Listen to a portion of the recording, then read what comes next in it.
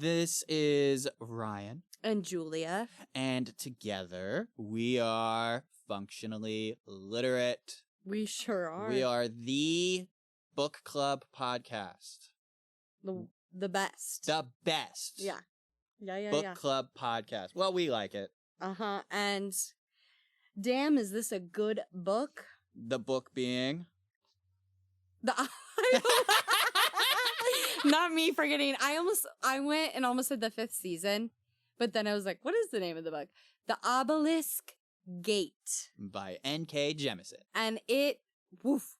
I feel like we really, I mean, I feel like I say this a lot, but things are picking up. Oh, yeah. I mean, we are getting so much information in these next few chapters. Oh, yeah. By the end of this episode, we will be very nearly halfway. Yeah.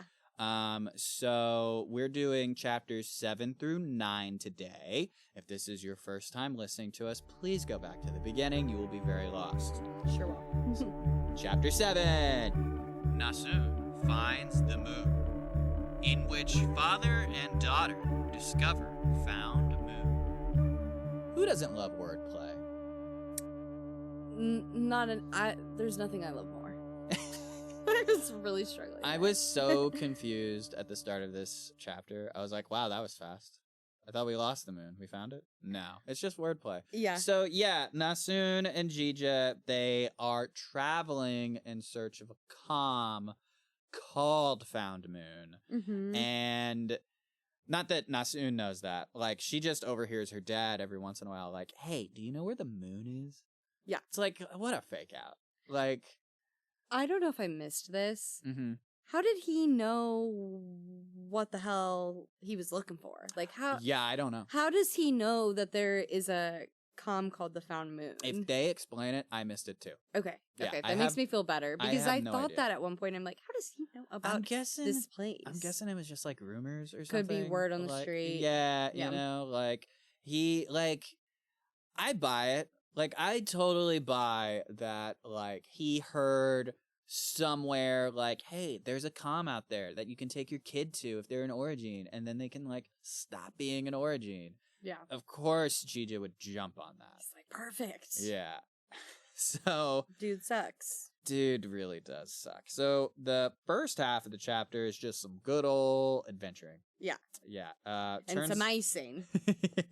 Turns out they never stopped in Castrima. They went straight through it. Mm-hmm. So, like, our trio, they never stood a chance. Yeah. Like, they were never going to find them. Unless they just kept going, and they did it. They didn't keep going. So, yeah. Jija and Nassun, they just went straight through, and they rested somewhere outside of Castrima. Mm-hmm. They travel through or near various comms. Some want them to stay because he's a stone napper, which I don't know what that means. I assume that means like he's good with like rocks and making stuff. And he's out of rocks. big, strong man. They say come to our comm. Yeah. Some of them were neutral, like, you know, willing to trade, even though money doesn't mean anything yet. Yeah. Some, like, you know, they go far south enough that some of these places, like, haven't yet gone into seasonal law yet. They haven't locked down yet. Because, you know, they're far enough south. Like, it's just, you know, they're like, well, maybe. I mean, we don't know what's happening. Maybe it'll be fine. We'll just glass half full kind of people. I guess, yeah. Some comms, though. Yeah. Straight up violent. Yeah. Straight up violent. Like, they, in one violent encounter, they lost their horses and their horse cart, unfortunately. One comm, Nassun straight up iced the whole fucking place. The entire comm iced. Only the one time, though, because Daddy... he didn't like it. He did not like it. The look on his face, and they don't say what the look on his face was, but, you know, like, I could picture a pretty appalled look. He wants her to literally never do any sort of orogeny. He wants her to be his little girl. He doesn't want her to be an Origine. Yeah. Being his little girl means being normal. Yeah. You know. Anyways. Denying who she is. Yeah, basically. There was an interesting thing. Jija slept with a lady Yeah.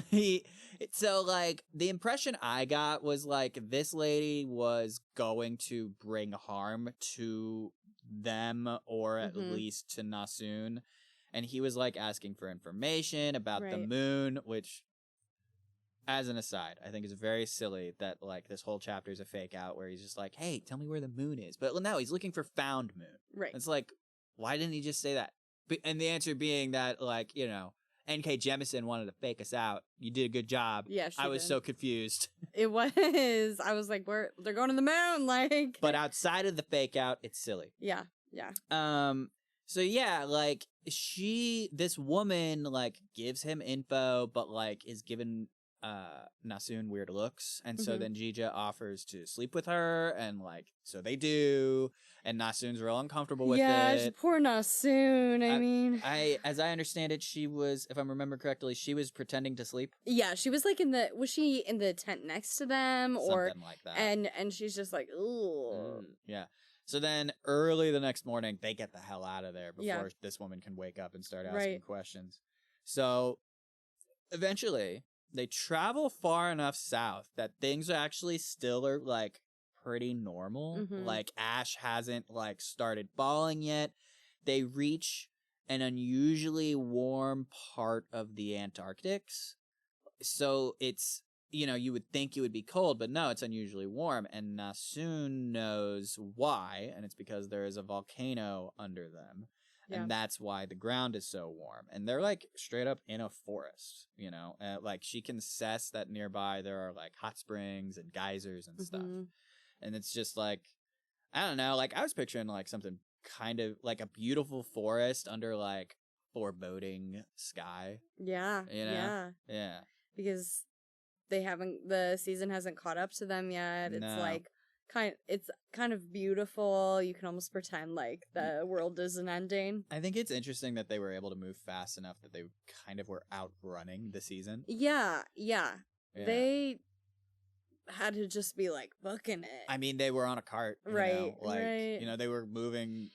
It's faster. Also something too about like how the seasons are maybe not slow, but that they aren't like this rapid, like. Yeah, I mean, it's, you know, it's weather, you know. So they find a settlement, like, unusually high up. And, like, Nassun's looking at it, and she realizes Origins must have made this. Right. Because there's just no clear way up, and it doesn't look natural to her, as I recall. And so then so this is, like, the last bit of the chapter. Yeah. There's a fight. Bandits are here. And they shoot a harpoon, like, straight through Jija's leg. It's crazy. It gets the bone. And Nassun at first is like, what do I do? Do I, like, use my abilities? Or do I stay daddy's little girl? Yeah. Oh my god, daddy's leg. Oh my god, daddy's leg. Oh my god, daddy's leg. Yeah. So then she does, like, something really cool. Yeah. She uses her powers she makes a really tight torus. The way it didn't explicitly say it, but the way I imagined it, like, she was able to, like, manipulate her torus in such a way that, like, she made, like, an atom thin slice, like, on this chain, because, like, you know, she tried to move the harpoon and there was no moving this harpoon. Like, it was just too painful for him, but it was, like, attached to this big fucking chain. So she just sliced the chain off. Yeah. And then the bandits are scared off. And then this man approaches and, you know, is, like, trying to reassure them.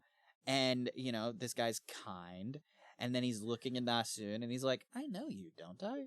And she's like, no, I've never met you before. I have no idea who the hell you are. And it's Schaffa. It's Schaffa. And it's me screaming. I'm like, Schaffa, you son of a bitch. Yeah, and so Schaffa is, like, you know, super eager to help them. Yeah. And then, you know, quickly realizes who Nassun is. Like, not who she is. Not that she is the daughter of someone he knows. Even though that's totally why he asked, I know you, don't I? He's like, you look like your mom, but he doesn't realize his memory is shot. Right. Yeah. But, so, like, he realizes what she is, and so he's like, let's help your father, and then, like, she's, like, trying to, like, get ready to move him, and then, like, fucking Schaffa lowjacks her. Yeah. And he says the same thing he said to Demaya. He's like, duty first. Boop. Boop. The 2 fingers on the back of the head. Yep. Duty first. Duty first. And of course so this actually, I think it's interesting because it's very similar but not quite the same. Because when he does it to Nassun, she sees, so what I think is happening here, she saw light. Like, she saw light, like a light strand coming from her going to him for like a moment. And she saw like this like web of light on him. Yeah. So what I think... These threads. Yeah, like going to to where his Cesapine would be. Right. And so what I think is happening is Nassun can see magic. Yeah. Yeah. Is that what you thought? I think that yes. She can see obviously more than other Origin, but I also figured this out by later chapters in the book, making it a little bit more evident. We'll get to that later. But it is, but yes, here I maybe at that moment wasn't like, oh, can she see magic? But she obviously can at this moment. Yeah. So that's the chapter. Is there anything I missed that you wanted to talk about in this chapter? No, I think that I think you covered it. I think the mic drop moment is Schaffa coming and showing up. And like they lift Jija off of the harpoon because they were able to do that since, Nassun did all the hard work. Right. It wore her out too. Yeah, she needs to rest her Cesapine. Yeah. So then there is an end blurb. Do you want to read it? Yeah, hold on. Let me find it. I have it here. Oh, you do? Perfect. Yeah. Okay. Untitled 759. Recorded in the Charta. I'm not going to be able to read this. Oh, no. Words too hard. The Charta Quartant, Eden Comm, by itinerant Mel Loris You do Stone. it. Yeah, You just want me to do it? Yeah. Okay, cool. So this is the end blurb from Lorist Tale Untitled 759, recorded in the Charta Quartant, Eden Comm, by itinerant Mel Lorist Stone. It is the following. The Guardians do not speak of Warrant, where they are made. No one knows its location. When asked, they only smile. So my question that I came up with after reading that was like, are we supposed to, in this moment, think Found Moon is Warrant? Is this a red herring? Am I reading too much into this?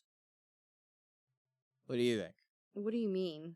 Like, so they find Found Moon, right? And then at the end of this chapter, all about finding Found Moon, they talk about Warrant. So I was just like wondering, like, is Found Moon Warrant? But maybe not. I don't know. Like, I'm just wondering why Schaffa went here in the first place. Yeah. It's interesting because at this moment, from when I was reading what I knew, I kind of, it's hard for me to say because what I know now, you know what I mean? Yeah, I don't want to spoil anything. Okay, so spoilers. No spoilers. No spoilers. Sorry, we'll get there when we get there. We get there when we get there. Moving on. Chapter 8. You've been warned. How a new enemy reveals themselves. So this is an Asun chapter. Yes. We're Asun again. It's been about a week since we dealt with the whole boil bug thing. Ugh. Fucking hate boil bugs. I hated the boil bugs. Yeah. It feels like it's been a month. Time is starting to come unglued. Yeah. We've been underground. There's no day-night cycle. This shit sucks. We need some vitamin D immediately. We're never going to get it again. Because they haven't... I just really doubt there are vitamin D supplements down there. Probably. Like, everybody's deficient. Yeah, they've not talked about that. I'm just assuming. We know Lerna can make antibiotics. Right. I don't know about vitamins.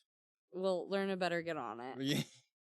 So, so this chapter starts with us overhearing how, from like a couple people, they're like talking amongst themselves, and one of them is just going on about how Ika's one of the good ones, and we don't need any more of those darn Origins, basically. It's this mentality is everywhere. And I think for a while we thought maybe that this was like the one comm that is a little bit more accepting of origin, which they are, but it's not across the board, you know? Not everybody feels that way. Do we know? Well, actually, I was going to ask, do we know if these two people that we overhear are like from Castrima originally?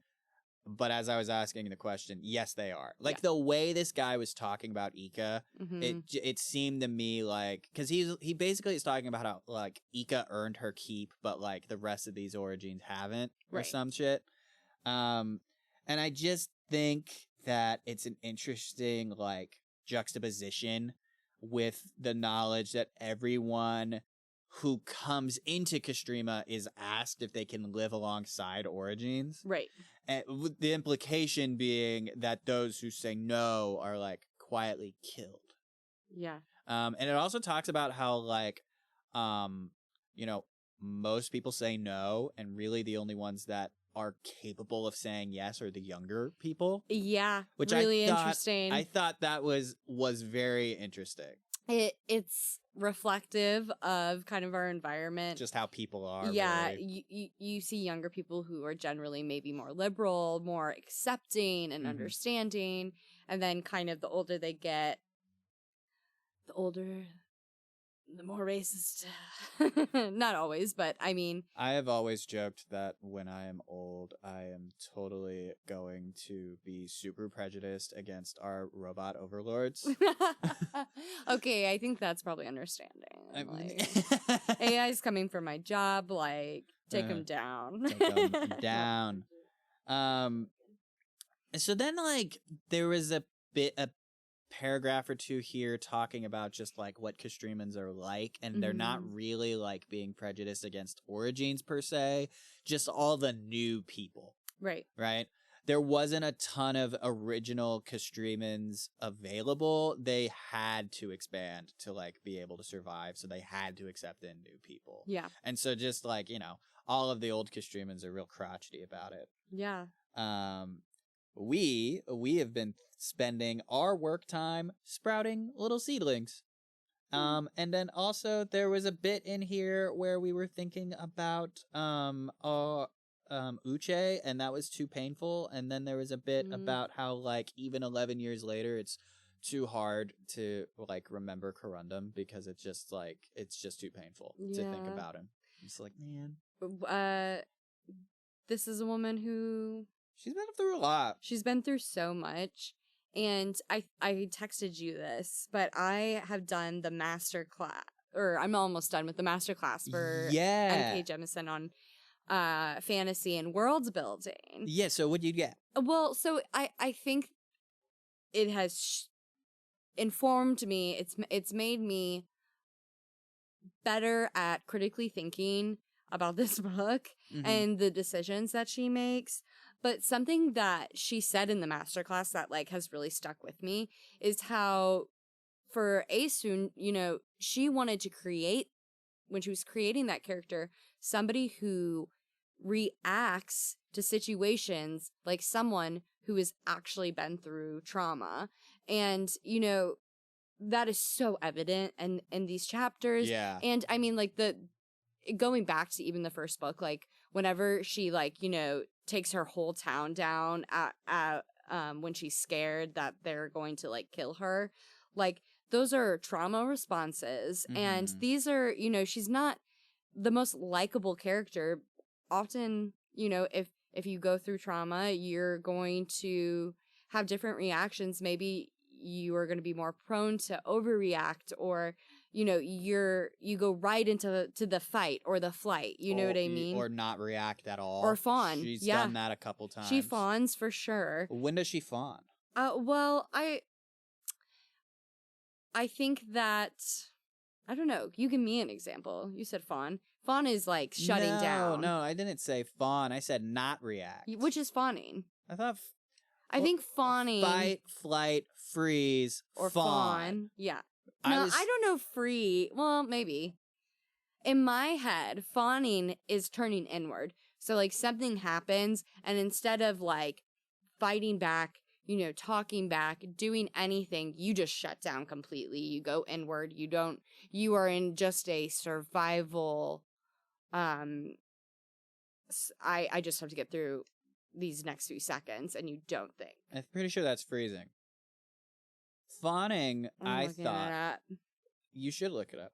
Fawning is the one that I'm a little confused about. As I understand it, it is when you try to ingratiate yourself to whoever's abusing you. Yeah, I think that's a little bit, I think that's right. So people pleaser, lack of identity, no bound. Asun doesn't really do that. No, you're totally right. She freezes. But there are plenty of examples of her freezing. Mm-hmm. She taught Nassun to freeze. Yeah. She was like, don't, like when something happens, don't react with your powers. Well, and that is what I think like every origin is taught. From the second that, Schaffa broke her hands, mm-hmm. he was like, do not react. Mm-hmm. Okay. So interesting. Yeah. So where were we? Sorry, I totally. No, it's fine. I thought squirreled. No, I think that was super interesting. I was. Mm-hmm. You mentioned it. You texted it to me, and I was waiting for you to bring it up. Yeah. So yeah, she was thinking about her kids, and then like pointedly not thinking about her kids. So yeah, she spends her work days now like making little seedlings. For the garden. Love that for her. And then she spends her evenings talking to Ika and company about like comm shit.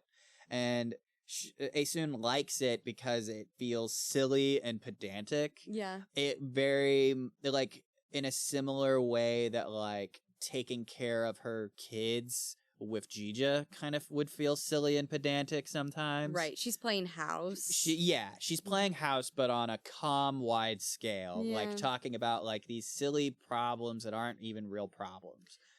So long, like, she spent looking for her daughter, she gets to like relax. Not relax, but she doesn't have to problem solve some serious fucking issues right now. Meanwhile, there's this like nice moment with Cutter. Ignore that. There's this nice moment with Cutter, the other origin. Like so the original Castrimans that were origins was Ika and Cutter. Mm-hmm. So Cutter never like revealed who he was, like what he was rather, until this 5th season started. And he's still, like, not eager to accept the title to be recognized in that way. Yeah. Like, he's fine with Ika being that person. Like, Ika is proud of who she is. Mm-hmm. So, like, there's this moment where we are Asun. There's this moment where we and Cutter are at the surface, and we're looking at the sky, and the sky is actually not too bad today. Like, like... Instead of, like, all these reds, there's, like, streaks of yellow, and we can kind of see, like, the sun. It's, like, a dull yellow disc in the sky. Like, we can't see it directly, but we can see it through the clouds. And this guard is like, oh, maybe things are getting better. And we say nothing because we know that's not true, and it would be cruel to break his hope in the moment that he's feeling hopeful. And neither does Cutter. Because, like, Cutter and us, we can both sense that, like, shit is not good. Yeah. Like, because we can sense the ash in the sky, and we know that it's getting thicker from the north. It's getting worse. Right. And because Cutter also says nothing, like, we like him more because of it. Which I thought that was cute. Yeah. Oh, they have a little moment. Yeah. Yeah. And so we're with this. The reason why we're on the surface at all with this guard is because we, the 3 of us and a few others, we are following a hunter through the forest. Mm-hmm. He leads us to, like, huge mounds, which turns out to be boil bug nests, which is concerning because these boil bug nests were not, like, here a week ago. Disgusting. Yeah. And they're pretty easy to assess, too, because it's just roiling heat from the boil bugs. Tons of them. But this isn't why we were, like, brought out here. We're led past the boil bug mounds, past the Taurus of Castrima that kept the forest standing. Mm-hmm. So, like, we've been over this. All origins project like a torus. Like, when the 5th season, like, that rifting, like, the shockwave went through Castrima, the origins that were there protected it. So we're reaching the edge of where that protection was. Like, there's a bit of forest beyond this torus. It's all flattened ground. Yeah. And like way out in, it's all flattened. Like, if the sky wasn't bad, we could see like hundreds of miles. But because it is, like, we can't really see that far at all. But we can see a few miles away, and a few miles away, there are bodies mounted on stakes. I hated it. Yeah. Spooky. Cutter comes to the conclusion that this is another local group threatening us. They're marking their territory. Yeah, but he doesn't like explicitly say it. He's just Yeah. like kind of talking around it. And then because he's talking around it, Hjarka, she gets it too. Hjarka, as I recall, is the leader. She's the leader caste woman, right? Yes. Yeah. Yes. So she... How do you say that name, though? I cannot say it. Hjarka? Hjarka? Hjarka? I don't know. Maybe the H is silent. Hjarka. Let's go with Hjarka. Hjarka. We haven't been listening to the audiobook for this one. We don't know. Yeah. Hjarka comes to the same conclusion, and she spells it out. Like, there is... This has to be a local group because, like, a traveling group would not take the time to do this. Right. This is someone that lives nearby that is threatening everyone else, probably us specifically. Yeah. So we suggest sending someone to talk to the nearest comm in the direction of these stakes, called Tetahi. Tetahi. I don't know. Tetahi. Tetahi feels right. Let's go with it. Yeah, we'll go with Tetahi. Hjarka, she's snarky about the suggestion of sending someone because nobody is expendable. We can't do that. They'll die. Right. We gently remind her that we'll need to trade soon anyway because, we're running low on meat. Might as well get on good terms while we can. Right. Yeah. So then we suggest sending an origin along. Again, Hjarka's like snarky about it. Like, oh, great. Yeah, the origin will just get everybody killed before they even get to Tetahi. Great. Right. And so we are pissed about it, and we're dramatic, and with our powers, like we thrust a hand out. Look what we can do. Even though we don't need to thrust a hand out, it's purely for dramatic purposes because, like, stills don't know any better. She like makes this like little dust devil nearby, and then she like just splits the earth open underneath the stakes, and just using her powers buries the stakes and the bodies, and then like makes it all flat, and then like makes a little like shockwave. I love the drama. I feel like this is a little bit of cyanite like coming out. For sure. Yeah, it's for sure. Which, I mean, all the same person, but I love when that personality shows up. For sure, yeah. Well, I mean, she is and she isn't the same person. Like, yes, that was her. That isn't her anymore. A lot has changed. A lot has changed. But this aspect of her old personality, this, like, thing, like, oh, you think that I'm dangerous?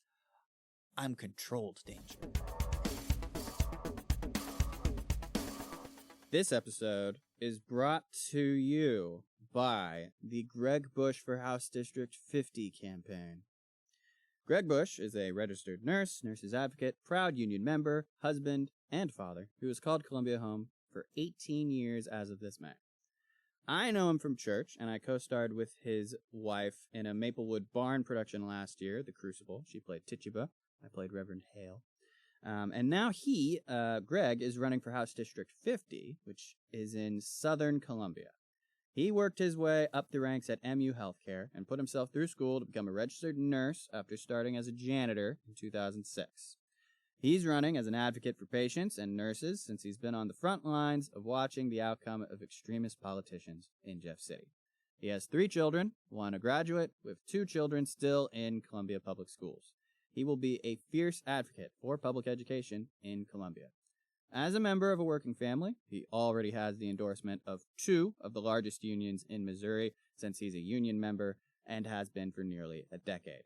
Check him out at Greg Bush for House District 50 on Facebook, Twitter, and Instagram. Please consider voting for him in November. And if you can't vote for him because you don't live in House District 50, consider donating to his campaign. I have an Act Blue link that will be included in the episode description. Back to the show. I'll show you danger. Yeah. No, just... And so then Harka makes another fucking snarky comment, was like, oh, well, you know, I mean, if every Origin had control like you, then nobody would be terrified of them. And this is like the opening line to an argument that we don't want to go down. Right. And so we decide, fuck, all right, I guess we're going to make another fulcrum.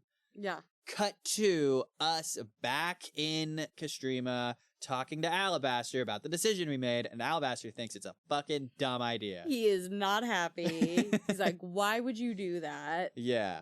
It's a waste of time. Yeah.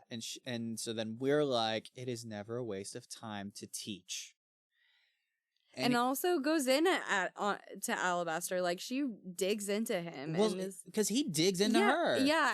She's like, what did you ever teach me? You never taught me anything. All it was me watching you and then trying to do what you did and not die. Yeah, that's not teaching. Yeah, it's not. That's observing. He's like, well, fine. Yeah. And so he's just like, you know, I've always tried. You don't listen, blah, blah, blah. Yeah. And so then finally, and I love the way that she does this, right? She's like, she comes to a realization and she's like, you've never taught another adult, have you? And he's like, I've tried. And it's like, no. You have never actually disseminated information to another adult, have you? And like, she doesn't like go easy on him. She doesn't answer the question for him. She lets him answer this question. Yeah. And he sighs and he's like, I've tried to. So no, he never has. And which makes sense because he's an old grumpy fucking dickhead. Yeah. He doesn't know how to teach fucking anything. No. He hates being interrupted. He doesn't ask leading questions to like help people come to realizations for themselves. He just fucking yells at people and explains shit and then gets mad at them when they don't understand. Yeah. Like, worst person to be a teacher. And which I imagine would be extremely frustrating for someone who literally used to teach children. Right. And it's interesting because I was kind of wondering, I'm like, do you think, I feel like Asun and like Alabaster are pretty similar in a lot of ways.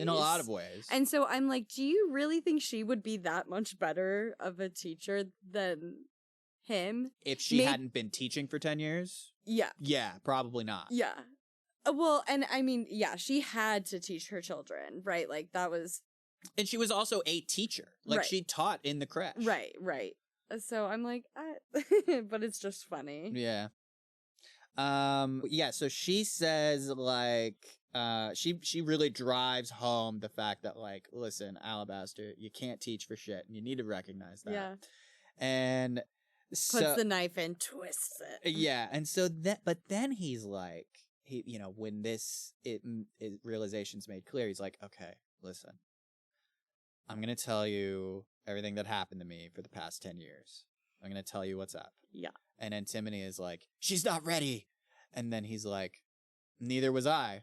I was not ready when you took me. Right. And so she's pissed. She just leaves. Yeah. She just like disappears in the ground. Mm-hmm. Like, which by the way, like the imagery of that, like just like a statue quickly disappearing into the ground and then like the ground like looks unblemished, like that is creepy. It is spooky. It's very spooky. But so yeah, she just leaves, and then like the way the chapter ends, it's just like, and then he tells you everything. And it's good. We get the tea. It's a good cliffhanger. Yeah. But not this episode. You gotta listen to the next episode. You're gonna have to wait for everything.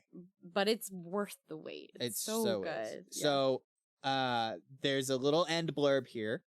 Okay. Do you want to try this one? I'm gonna give it a go. Okay, cool. End blurb from Tablet 1 on Survival, verse 7. Breathe not the final ashfall. Drink not the red water. Walk not long upon warm soil.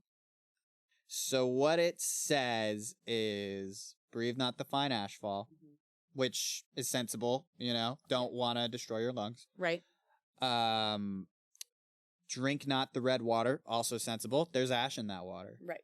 Walk not long upon warm soil. So that one, I'm not sure what that's referring to. Maybe it's referring to boil bugs. Maybe it's referring to volcanoes. I know, that's kind of what I think. Maybe it's volcanoes. Yeah. Maybe just like the quakes have some sort of heat to them. I don't know. Yeah. I mean, yes, because when you have kinetic energy like cracking the ground like that, it would heat things up. So you don't want to walk on that. But I don't live in earthquake country, right? Yeah. So I don't know if it like actually heats up the ground or not. That's Right. not something I've heard of. Yeah, I don't know. Interesting. It is. Chapter 9. Nassun. Needed. A conversation about trauma. I'm so glad you put that in there. I have so much to say about that. Yeah. Because these are, I mean, the whole book it's the trauma book, but these are the trauma chapters. This chapter specifically Yes. to me, like, really made me think we should really talk about like generational trauma here. Abso-fucking-lutely. Abso-fucking-lutely. Yeah. So, do we want to get into that, or do we want to talk about Found Moon first? I feel like they kind of go, I feel like they're kind of together. I mean, but, yeah. I mean, Found Moon sounds like a nice enough place. We got some origins there. Mm-hmm. All living together. It's kind of like a fulcrum, but it sounds like nobody's breaking anybody's hands. Yeah. So Found Moon, it's what you get when you build an origin training camp in a long declining comm. Yeah. So what the book says about it is that this comm was about 100,000 people before the most recent season, which I believe was about a century ago. Mm-hmm. After that season, like, they weren't prepared for it. They had enough stores, but a lot of them had rotted. They weren't very good about like replacing their caches. Right. And so when the season was over, it was just about like 5,000 people, and now it's even less than that. Like, this is a long declining comm. The comm itself is called Jeopardy. But then, 10 years ago, here shows up Schaffa. He finds Jeopardy. He convinces their head woman, I think her name is pronounced Mate. Say it again. Mate. Mate. It's spelled M-A-I-T-E. Mate. We'll go with mate. Yeah. Yeah.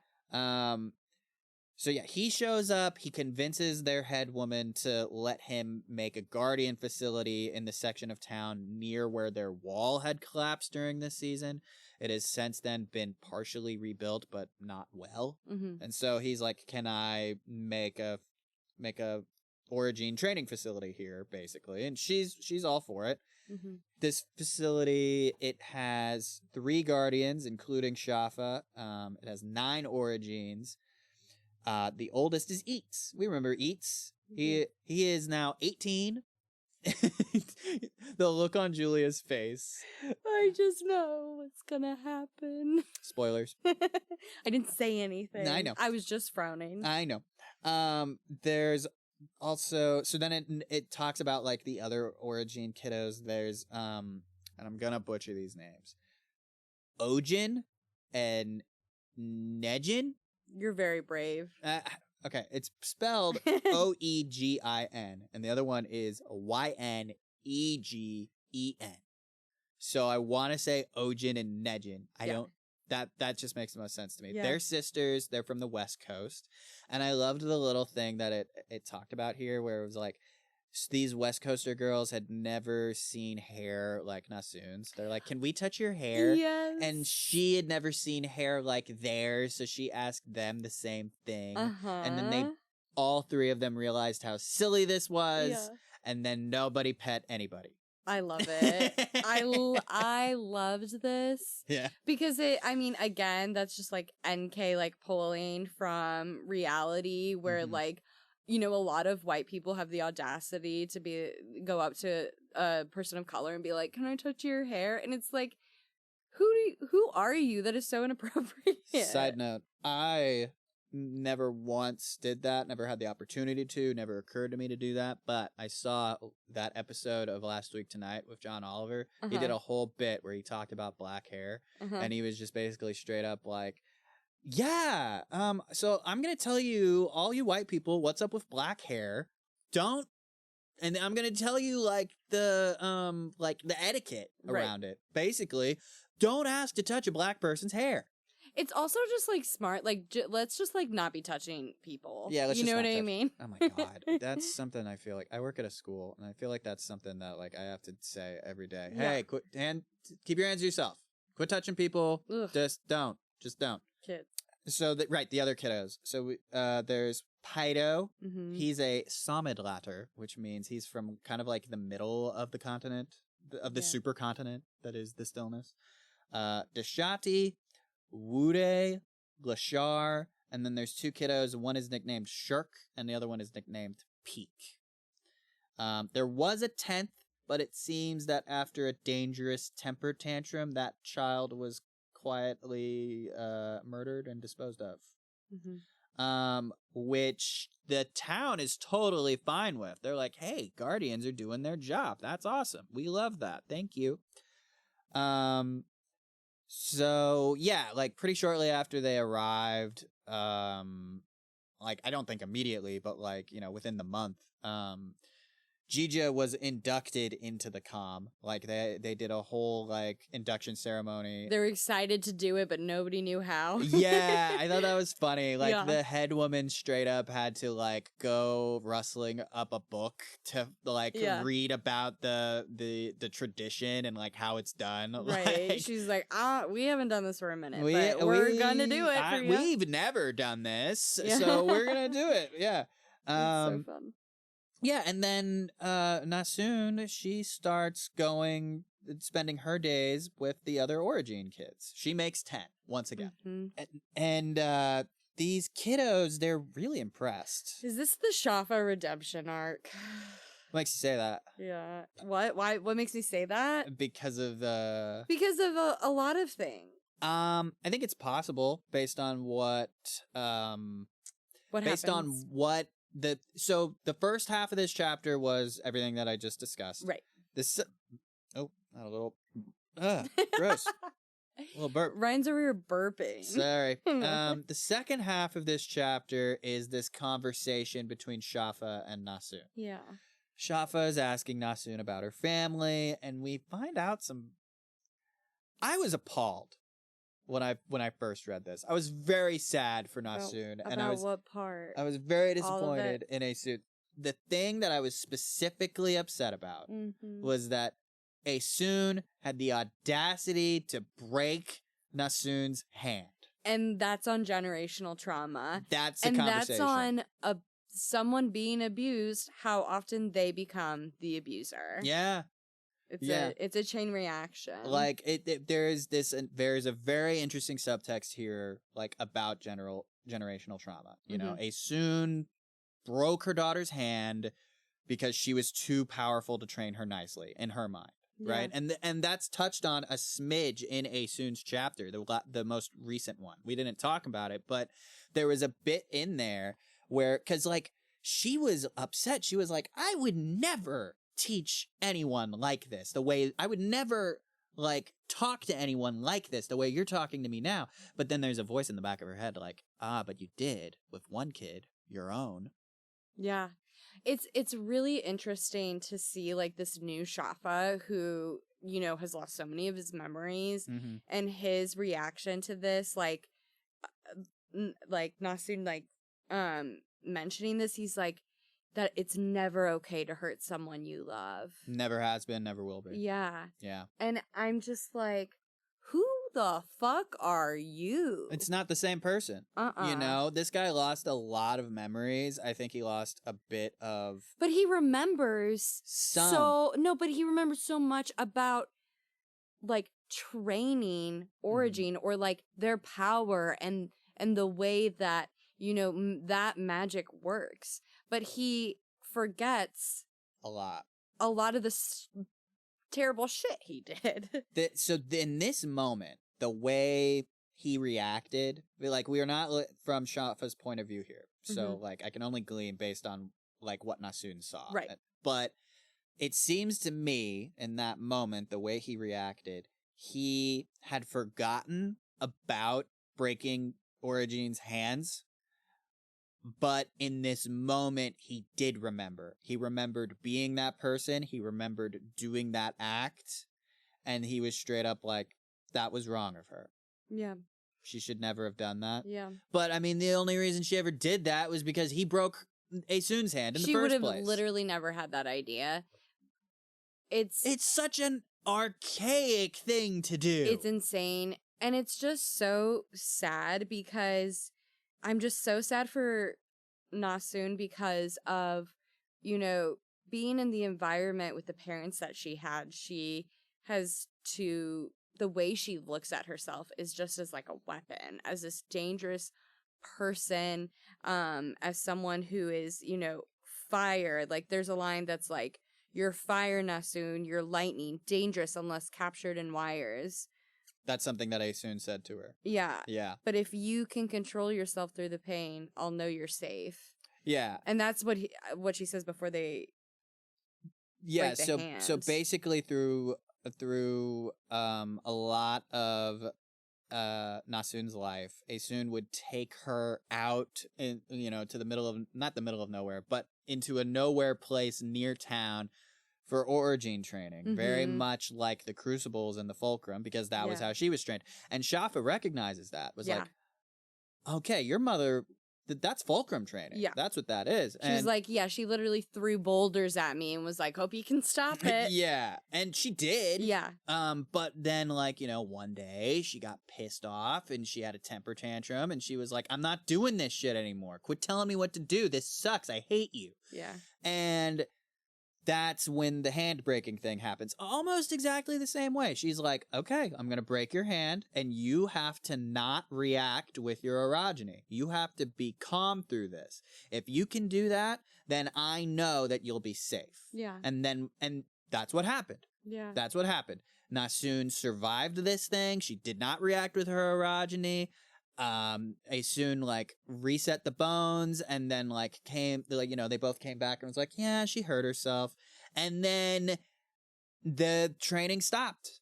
You know, the training stopped after that. And I'm guessing this was very shortly before, like, Nassun was like, oh, I want to be a lorist. Yeah. And before Jija killed Uche and everything kind of happened.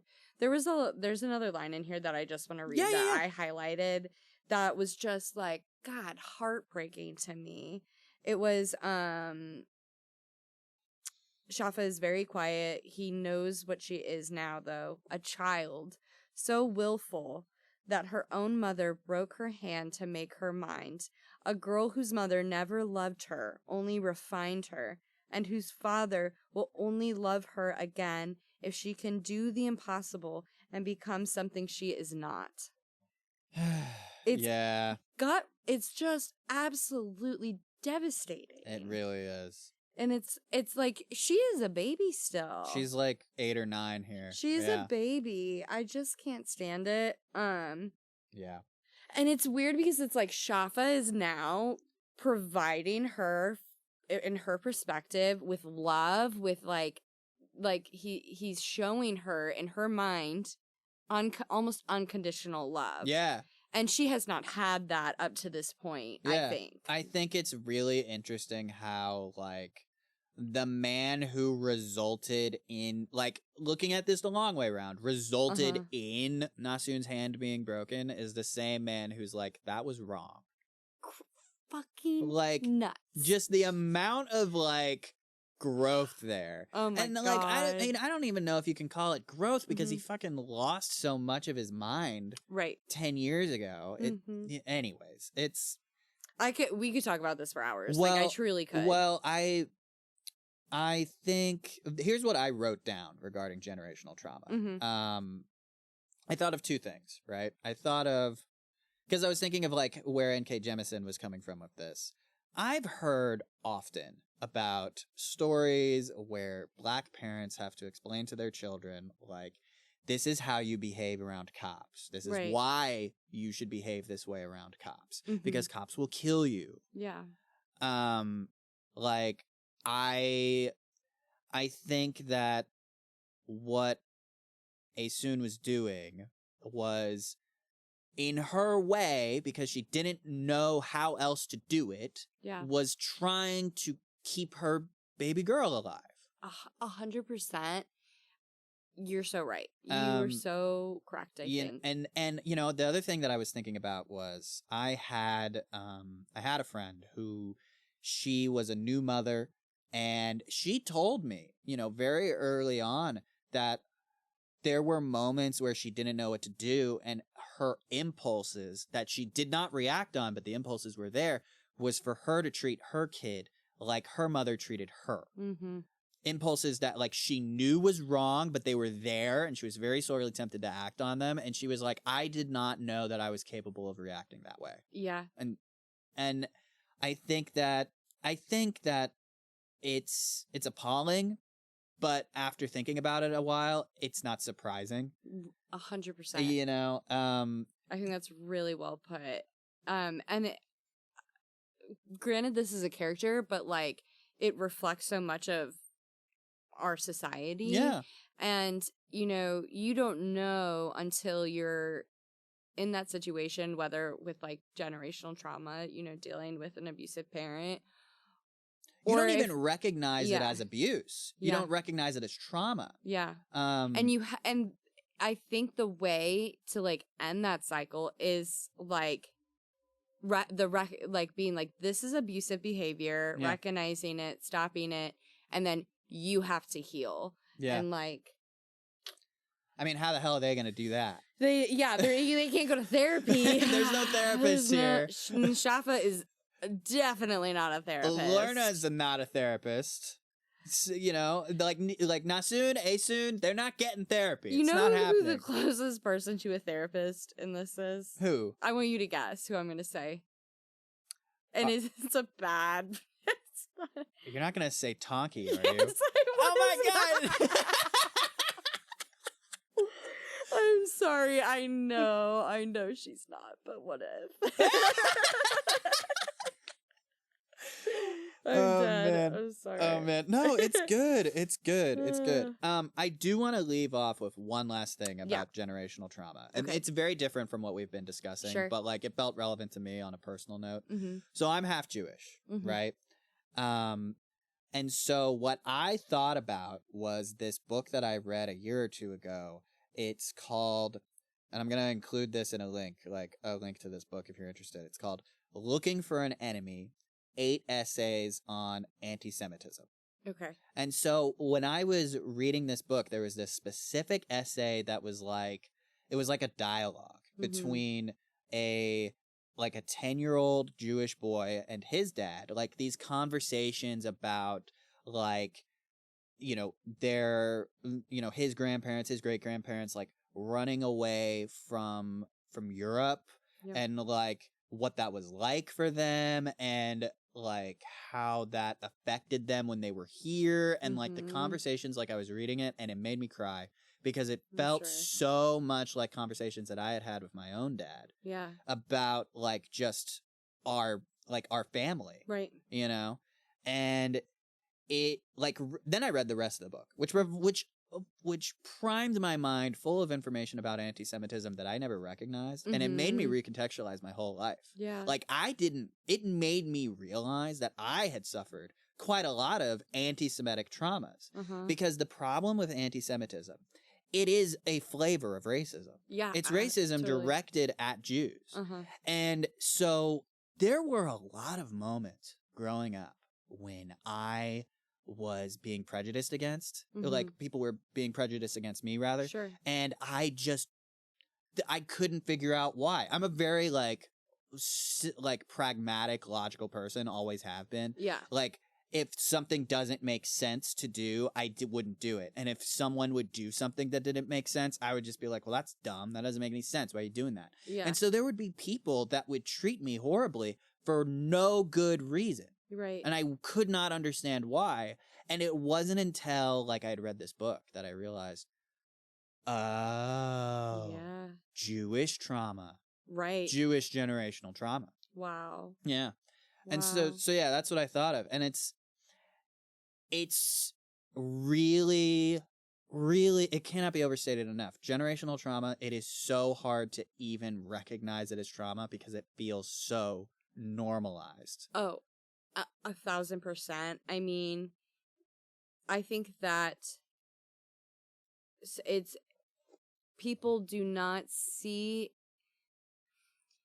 don't recognize it for the impact that it can have on people. And also they're just like, that's just how it is when you raise kids in the 90s, or when you raise a kid in the 60s, or when you raise them in the 20s, or even now. Like, yeah. I Yeah. seriously worry about how tablets are gonna affect this generation, this current generation of kids. I know this is a serious conversation, but before you even said that, Ryan, I literally in my brain, I'm like, he's about to talk about iPad kids.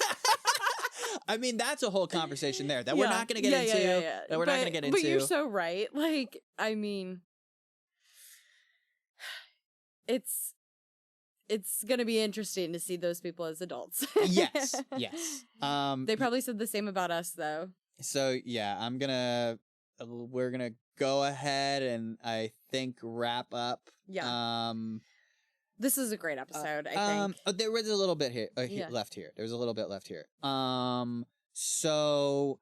Oh, yeah, this is big, too. This is a big bit. This bit with Nassun being okay with Schaffa killing her if it came to that. Trauma. Right. Yeah. Like, the thing that stuck with me was he was like, it would be okay for you to die if it were for a good reason. And she's like, yeah. And he's like, you don't even know what the reason is. And she's like, I don't care. I feel like you have a good reason. Like, if you, and then, like, she kind of found out why, right? Because she can tell that, like, he needs something, and the thing that he needs is from her. And so, like, she straight up touches the back of his neck and, like, gives him a little bit of her essence. And he stops her and is like, that could kill you. And she's like, but you're hurting. It would stop you hurting. Yeah. Like, it would be okay if it stopped you hurting. Yeah. And I'm like, man, little girl, no. I know. And she's so young. Yeah. It's like, those are things that I can tell you, I've been in therapy since 8th grade. Yeah. And I can't fix that shit within me, you know? Yeah. The everyone first, but yourself last. Yeah. It's so devastating to see it. Yeah. You know, it's really hard. But I mean, thank you, NK, for like writing about this. Yeah. Because it is so relevant, and just I think she captures this relationship perfectly. Yeah, I agree. Her relationship from her parents to Schaffa to how Nassun looks at herself. I'm really curious to see how this Nassun Schaffa relationship develops. Oh my god, me too. This is where I was like, I'm hooked. And I was mad when this is where I was mad at myself last night. I was like, damn it, we should have done 3 episodes today. Oh yeah. So you guys know, the audience, we were planning to record 3 episodes today, but we're only going to do 2. Because I was stressed. And that's okay. You know, we'll record again another time. Yeah. Yeah. But I was mad at myself. Yeah, so for posterity, this is 2 days after the chapter 9 through 11 episode of the 5th season released. Mm-hmm. And I feel like it's kind of interesting to compare where we're at in this book versus where we were at in that book. Like, things are ramping up kind of in the same wave with vibes, very differently, but like similarly in vibe. 100%. Like, I think, it's really interesting. Can I ask you just like this last question before we close out? No, sure. I am interested in, like, I hate to like compare the two books because it's hard, but do you have a preference? Do I have a preference? Yeah. It is hard to say since we haven't finished this book yet. So far, based off where we are from, you know, what that, you know, 5th season, most recent episode that was released, and then now where we are. So that episode ended with chapter 11. By chapter 11 of this book, I much prefer this book. I agree. Because of chapter 10, which we're going to get into next time. Yeah. So yeah, I'm going to thank my people at the end. I'm going to try to thank my people at the beginning next time. Okay. Thank you, Julia, for being here. Thank you, Ryan, for having me. You're welcome. I've had so much fun talking about this book with you. Thank you, Vidwest Studios. All of our equipment and the space that we're using is provided by Vidwest. Chris is no longer recording with us. He's moving on to other things, which I will talk about once he actually starts doing that. Yeah. I want to thank Jake Weller. He does our music. It's really good music. Also, thank you again, Julia, for the thumbnail that you have provided for Le Morte Arthur. Yes, of course. Yeah, Giving love to all the books. Looks really good. Yeah. Yeah. Did I forget anybody? No, I don't think so.